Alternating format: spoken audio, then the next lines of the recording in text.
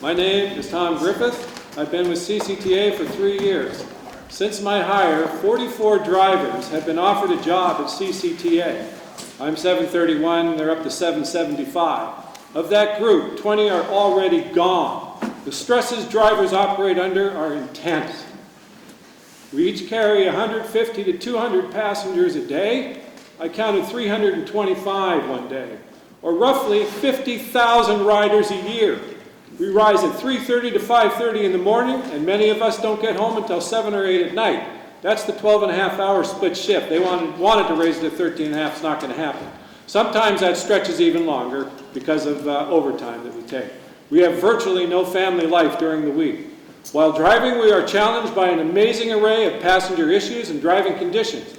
We are expected as professionals to not have any accidents, even minor ones. 3 strikes in 1 year and you can be fired. Many drivers are gone for that reason. We are expected as professionals to provide perfect passenger service. If a passenger complains and we made a mistake, that gets written up. 3 of these and we can be suspended, 5 and we can be fired. The primary cause of accidents and write-ups, in my view, is stress.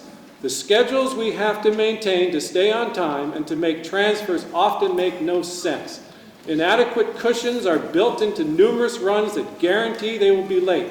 We arrive at Cherry late, hold other buses making them late, start our next run late, go without proper bladder relief, and feel the stress in our brains mounting until it often reaches the breaking point.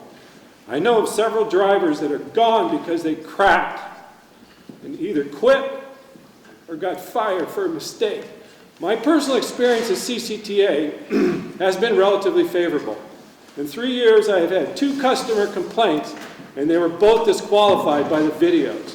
We are not against videos when coupled with legitimate complaints.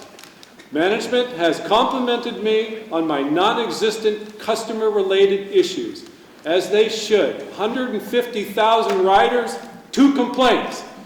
I've been successful because I've been fortunate enough with my rapidly rising seniority to pick route combinations that offer enough breaks to allow power naps for stress mitigation.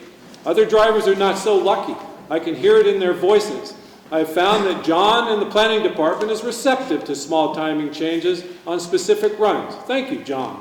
But much more work needs to be done on scheduling. My big scare with termination came last year. This is after working there for 2 years. In early January of 2013, I nicked the edge of a bus shelter just enough to cause a pin to break on a mirror bracket. Cost to CCTA $140. Cost to me my $250 safety bonus and strike 1. 11.5 months later, 2 days before Christmas, just this last year, I was coming up Cherry Street. It was right after a storm, so snow was piled up, forcing parked cars into the travel lanes. Take note of that, Mayor Myro. A little something for Public Works to perhaps look into. It was right after a storm, so snow was piled up, forcing parked cars into the travel lanes. Oncoming traffic was nonstop, so I had to squeeze to get through.